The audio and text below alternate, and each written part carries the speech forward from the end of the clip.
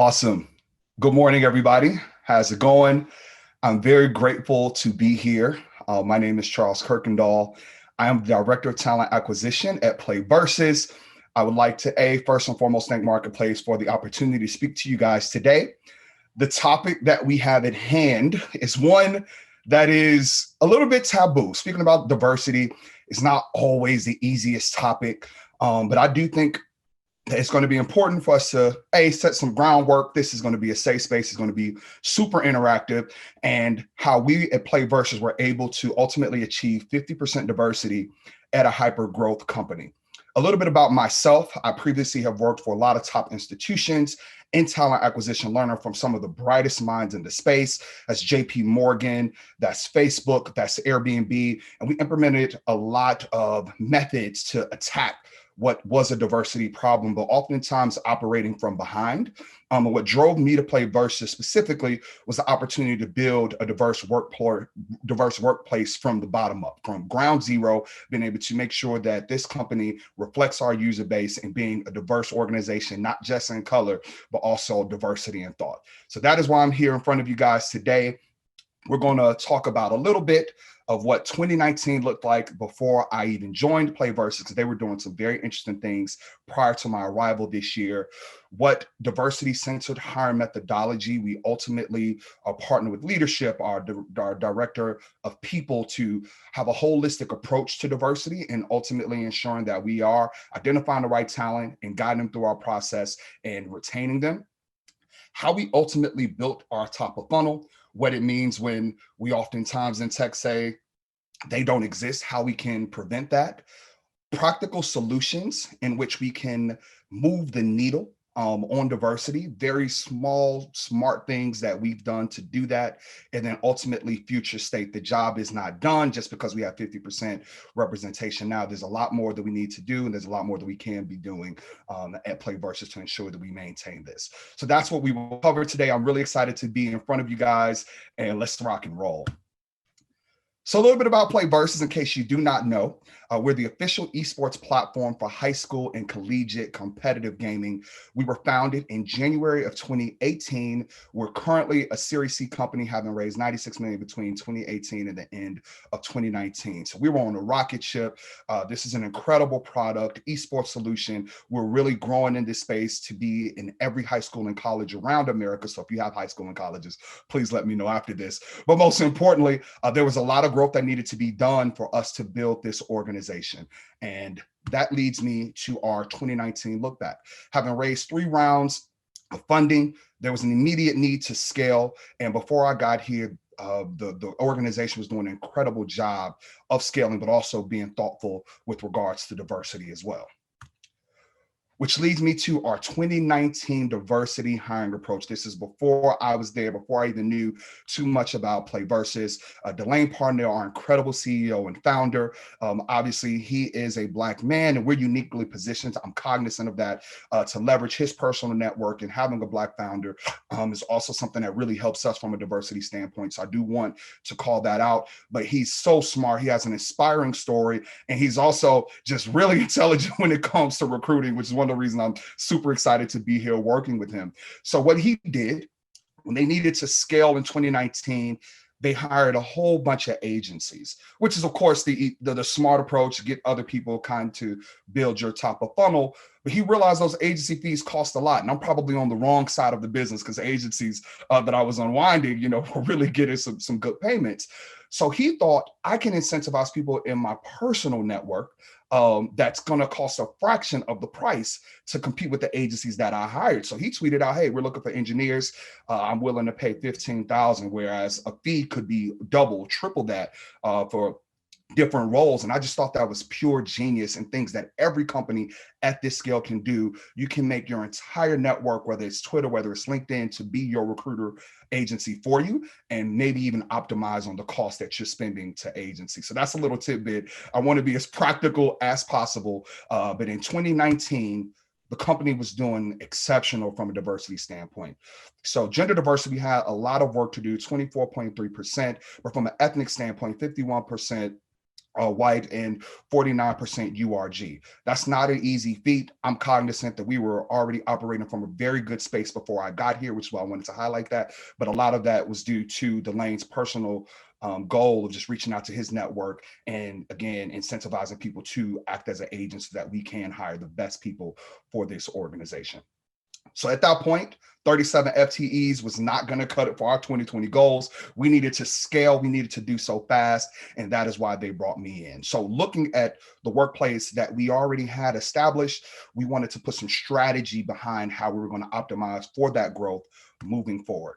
So now I want to transition into the diversity centered hiring methodology that myself, the director of people and leadership, kind of came up with to continue our goal of being a 50% URG recognized company.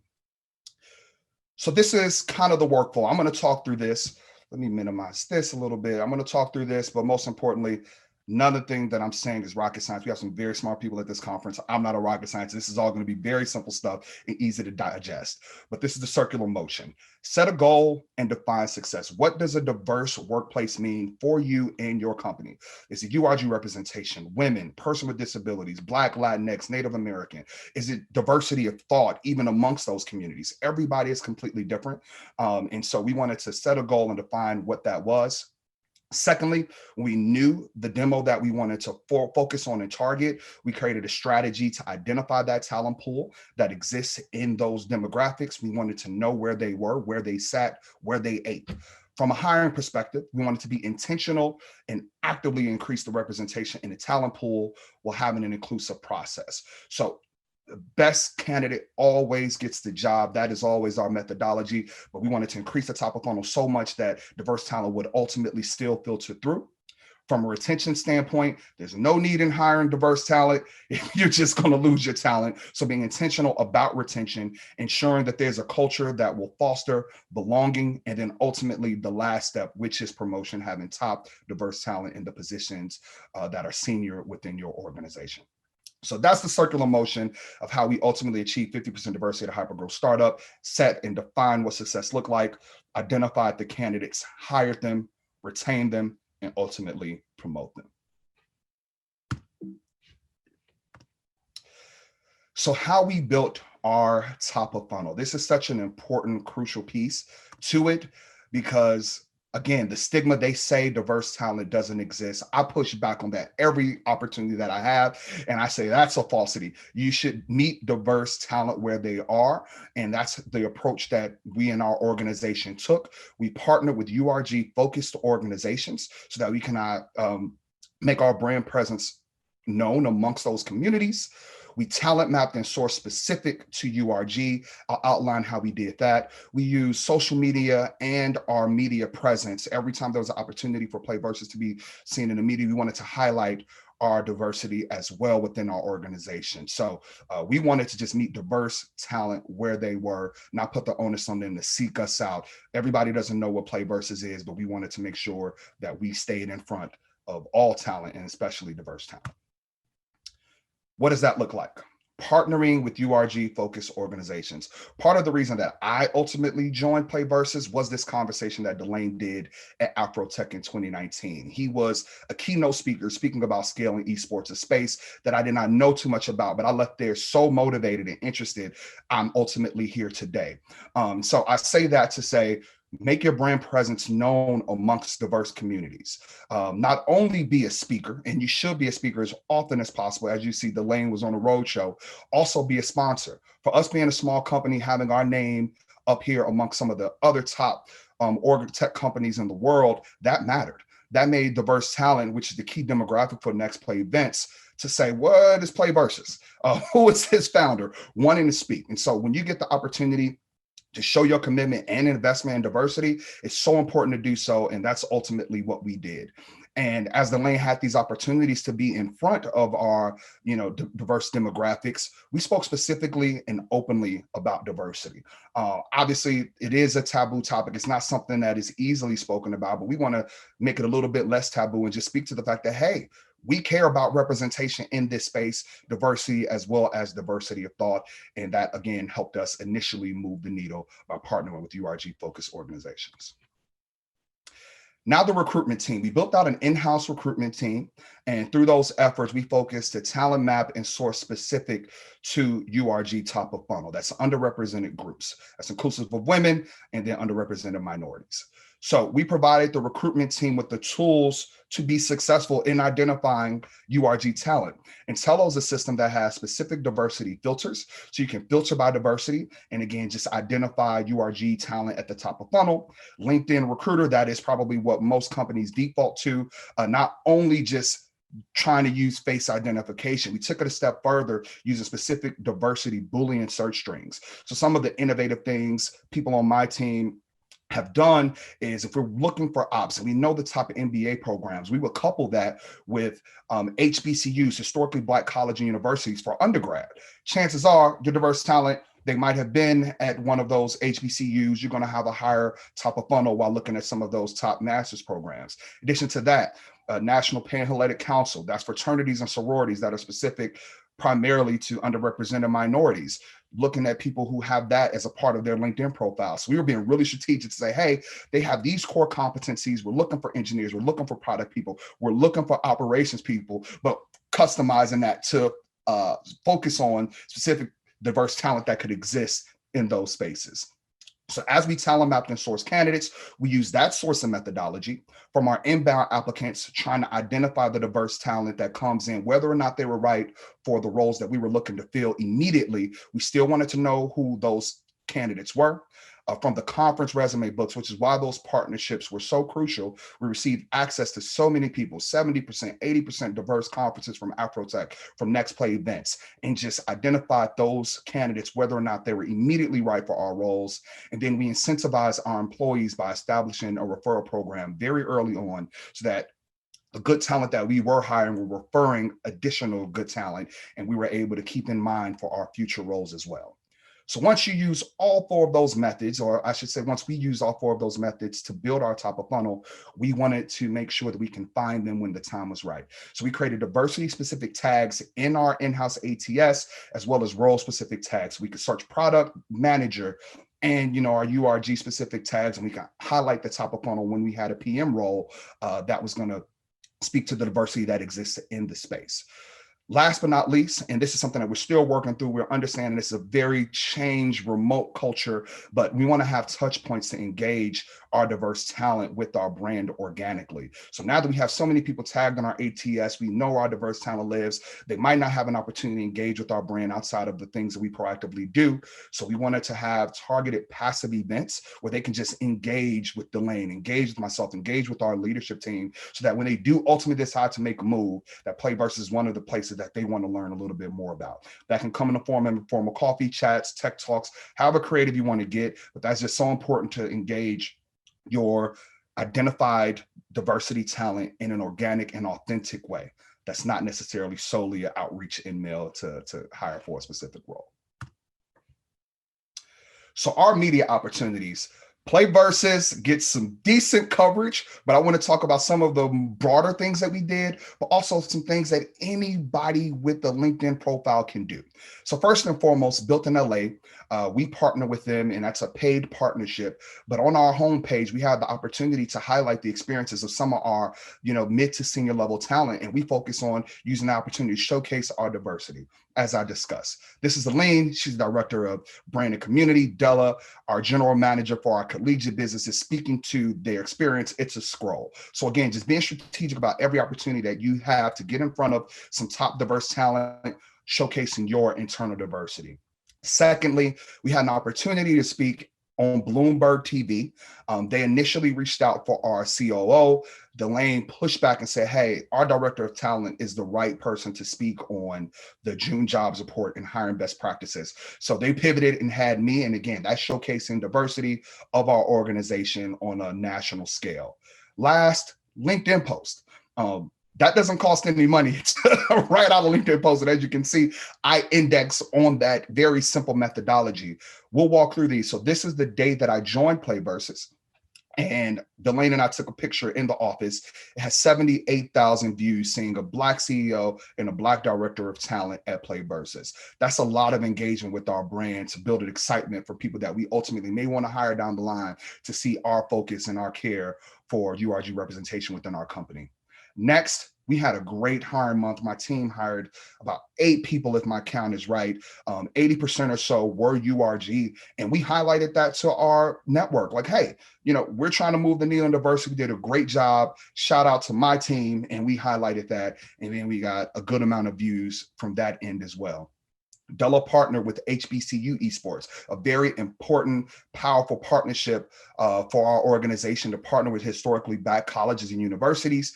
We highlighted that as well. And again, just showing our commitment to diversity. And last but certainly not least, this is me highlighting that I'm speaking to you guys today at the Marketplace Conference, speaking about diversity, letting people know that this is something that we do care about, something that we're intentional about, and that is something that was completely free to do. So we leverage LinkedIn a lot to our advantage. We try and use inclusive language in our job postings, in our homepage. If people need special accommodations, we have, an @PlayVS email alias to assist with that. In our listings and things that on LinkedIn, we put our pronouns, him, her, etc., just to show those small, minute things that we are truly an inclusive and diverse workplace to the people that we ultimately do want to hire. So practical solutions. Some of that was very practical as well. But in the interview process, it's important once we actively engaged our talent, we only get one chance at a first impression. And this was actually brought up to me that by Delane through a conversation, but hiring a diverse recruitment team, that's a very easy way to make a positive impression with the URG talent when you're actively trying to engage them. They'll be the initial point of contact from your company, and showing your diverse workforce through your recruitment team, it has been crucial and pivotal to our success. And again, engage that talent that you've identified strategically through the methods that I shared previously. As they enter into the interview process, ensure diverse representation in the process. So we were very intentional about ensuring that you saw URG representation no matter what role that we had. And again, we're indexing still on having more women representing our organization and gender diversity. But one of the things that we did was, even when our workforce was limited to that end, 37 people, 24% women, we did panel interviews so that at least in a panel, you were going to see representation from different backgrounds in our organization. And if that meant we needed to do cross-functional interviews, if we needed more representation from ops on the engineering side or engineering on the ops side, we did that as well to ensure that you saw the diversity of our organization as you go through our process. And the last step was ensuring a diverse slate. There are multiple ways that you can do this. We have the Rooney Rule, where you can say, before we make a hire, we want to ensure that we have a diverse top of funnel. 1 in every 3 are women. 1 in every 3 is an underrepresented minority. Before we make a hire, we haven't had to go formally to that, but that is a tangible way to ensure that you are having diversity at the top of funnel. Our outbound efforts, our recruitment team, from a passive sourcing perspective, even before the job posting, when we know that this is a role that's coming down, we use those tags that we created for diversity. And secondarily, we will do an immediate top of funnel diversity search. We know our inbound is going to index on majority, so the actual outbound efforts are targeted to that URG talent. Next, we wanted to reduce bias in the interview process. If we're bringing non-traditional backgrounds to these roles, we wanted to highlight and train our hiring managers to say, hey, we want to focus our interviews on competencies and the diversity of thought within this organization. And then here's some biases that can prevent these people from getting a fair chance in our process. There's affinity bias, where people are just biased towards the affinity that they have and the commonality between people. Just be cognizant of that. There's brand bias. Oh, we only like to hire people from famed companies. If you're from a famed company, you're top talent. Okay, there could be people who are not at famed companies that have the underlying skill set to be very successful in this role. Up and coming startups, like a PlayVS hypothetical, we don't want to lose any of our talent, but you know what I'm saying?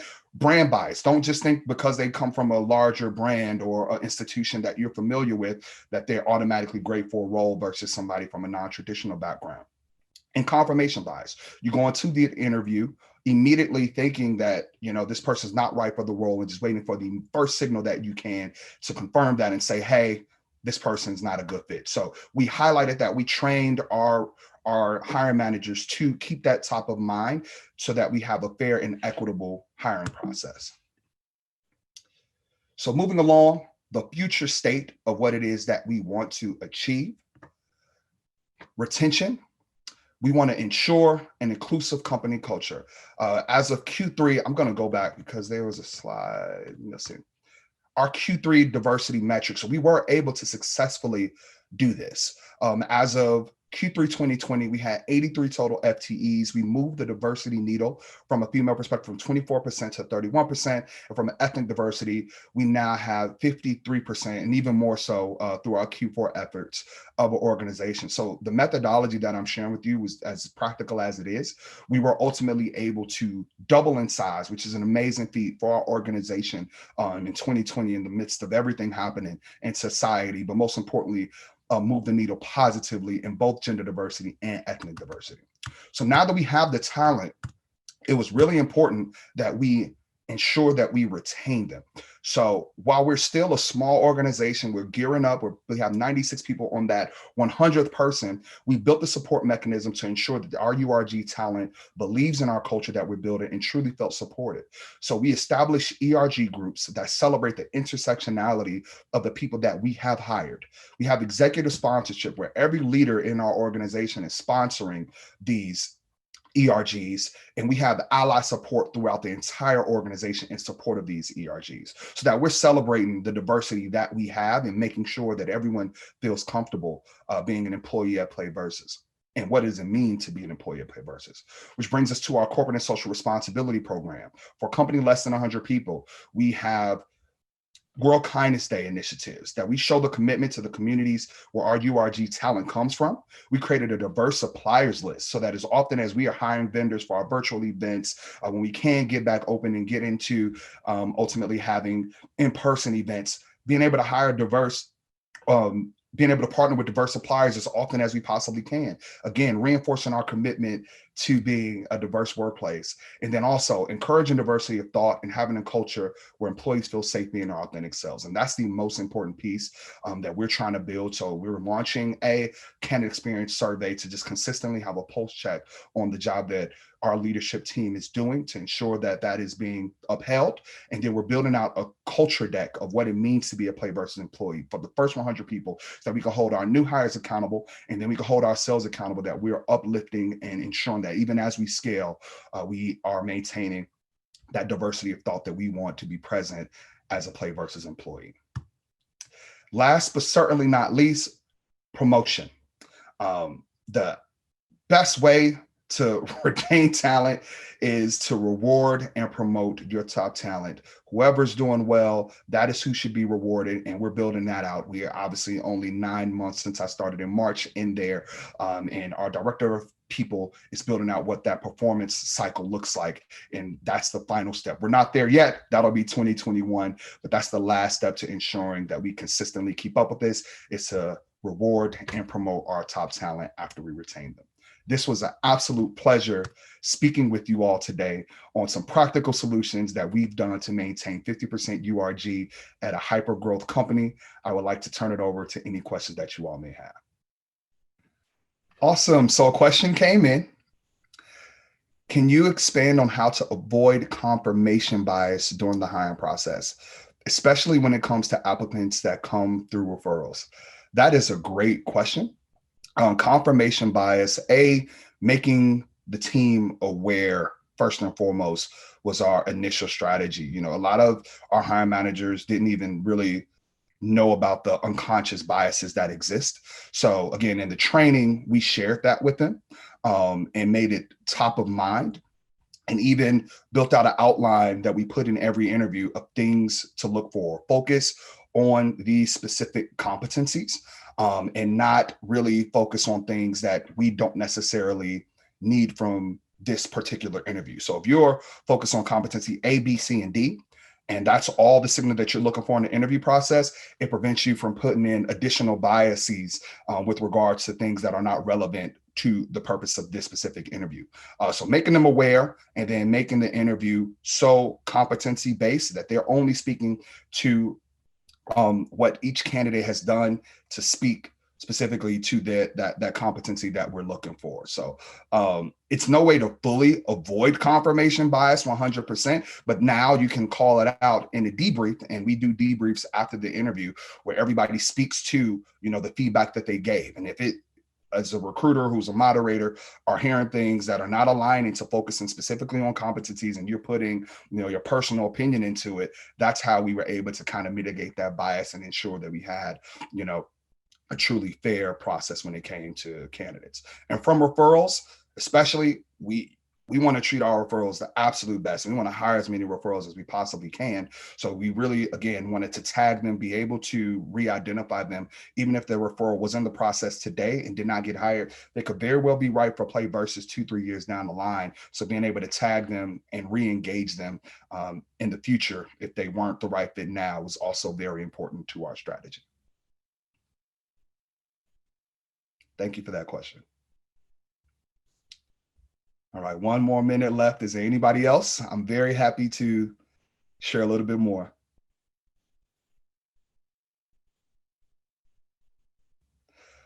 Well, if nothing else, thank you all so much. It was truly an honor being before you today. Thank you to the Marketplace Conference. I'm Charles Kuykendoll. Feel free to add me on LinkedIn.